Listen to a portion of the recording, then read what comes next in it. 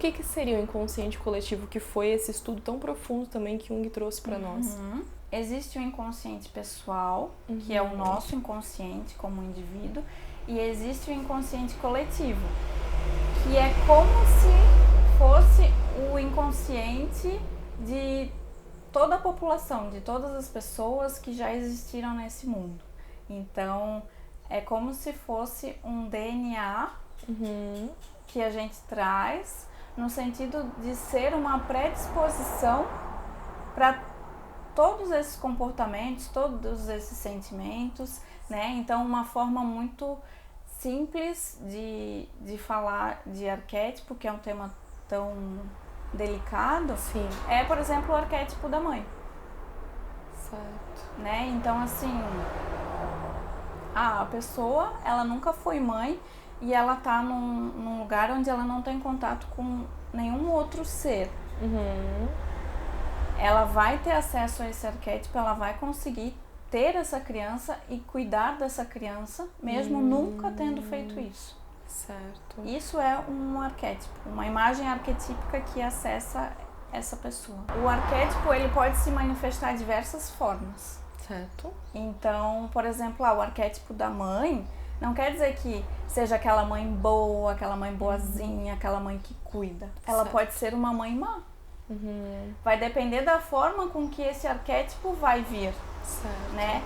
Porque essa diferenciação de bom e mal é a gente que faz. Sim. Ele não tem isso.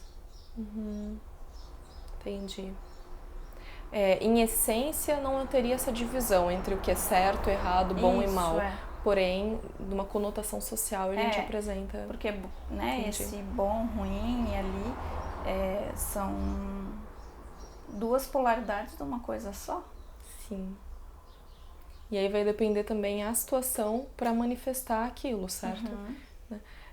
E daí na questão do inconsciente, cabe a mim, eu posso acessar, como você falou, o arquétipo de mãe em determinado momento da minha vida, ou também eu posso, por exemplo, que às vezes eu brinco, que eu acho que existe um grande inconsciente coletivo no trânsito, porque as pessoas entram no carro, elas se transformam, assim, você fica estressado, às vezes ansioso, você também tem vontade de xingar, e, né, só que no seu dia a dia você é uma pessoa tranquila, então você, de certa forma, deixa se levar por aquilo, né? Isso é bem curioso, assim. E aí nesse sentido de trânsito, por exemplo, entra uma questão arquetípica da sombra. Certo. Né? O que esse outro ali tá me incomodando tanto a ponto de me tirar do meu eixo, assim. Ok, incomoda, muitas vezes a gente, né, fica nervosa, enfim, mas assim, a tal ponto da pessoa ir lá buzinar, berrar, às vezes matar uma outra pessoa no trânsito, como assim? Algo que estava dentro dela também foi que despertou aquilo. Não é só por conta do inconsciente coletivo. Sim, a gente não pode justificar um ato, né, da pessoa de coitada, foi o inconsciente coletivo que acessou ela. Sim. Entende? Tem total ligação, relação, sim, mas não é só isso. A cada pessoa que entra em contato com essa situação, por exemplo, né, um engarrafamento, alguma coisa, ela tem uma escolha de entrar em contato com isso ou não, ou digamos que é um impulso mais forte que a pessoa, como é que... Então, depende. Porque aí a gente vai entrar num outro assunto que seriam os complexos. Quando realmente um arquétipo ele me acessa, ele tem muita força e eu não dou conta. Se é um arquétipo que aí vai entrar a questão, ele tá ali me dando sinais. Tô aqui, uma dor, um sintoma. E eu não dou bola, eu tento botar ele pra debaixo do tapete. Aí ele vem e me arromba a minha consciência.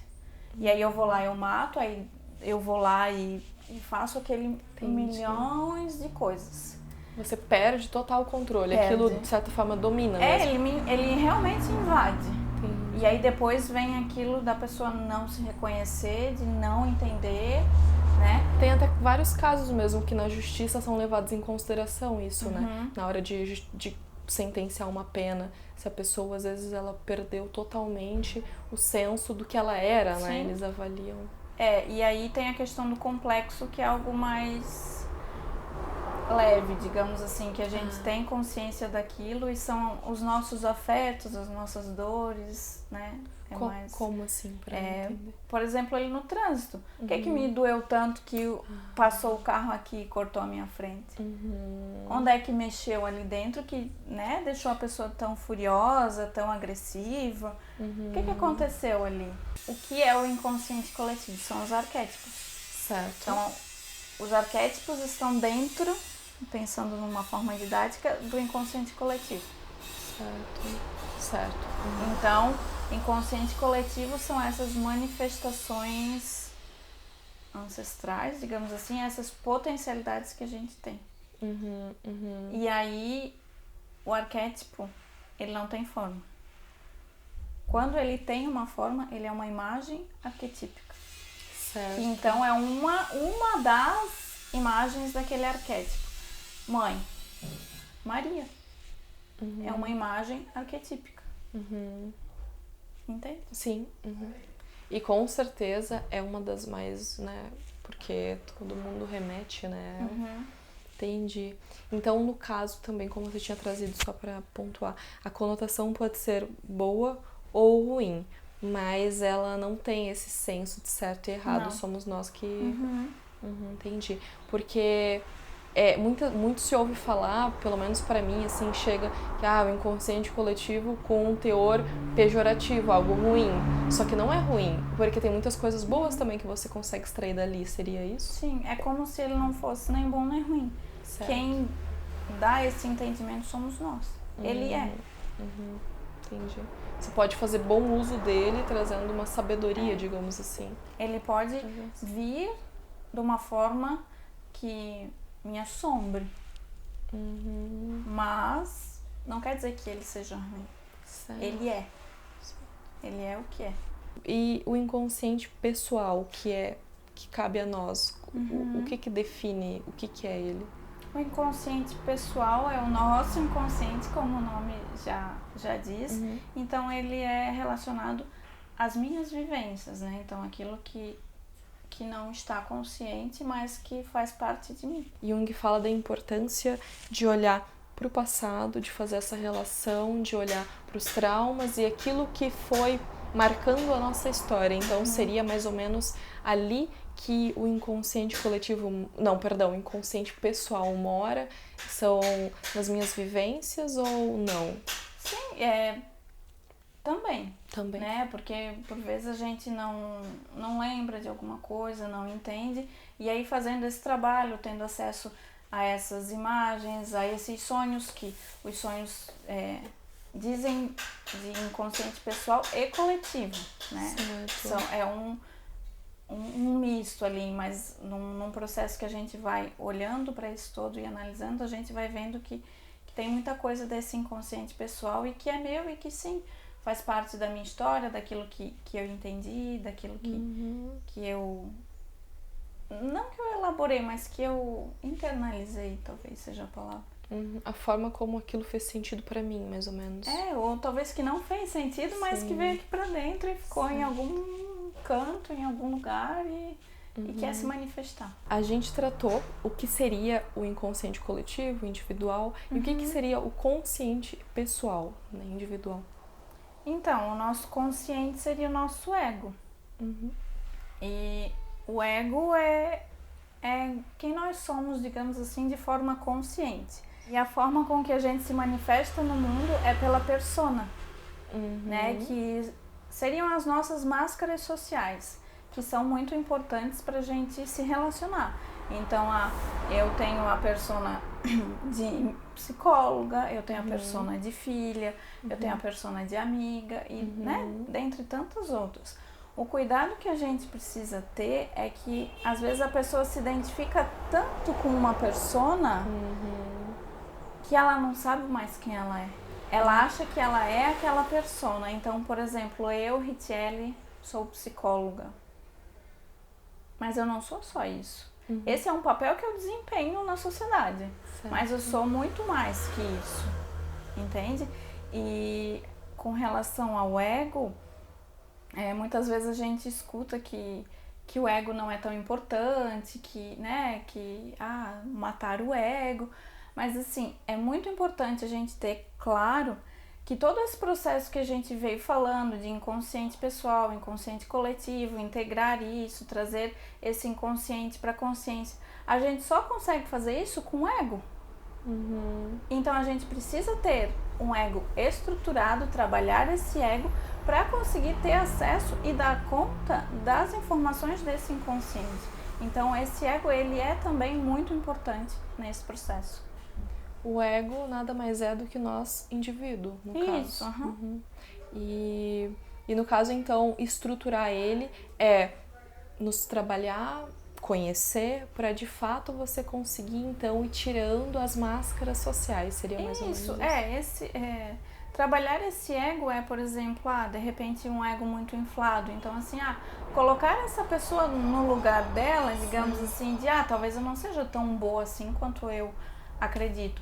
Ou, por exemplo, uma pessoa que está muito triste, com sintomas muito depressivos e mostrar para ela que, assim, que a vida pode ser boa. Então, assim, que ela tem as suas qualidades, né? Então, ir trabalhando e olhando para esse ego, estimulando ele, fortalecendo ele nessas nossas relações, na nossa vida aqui fora.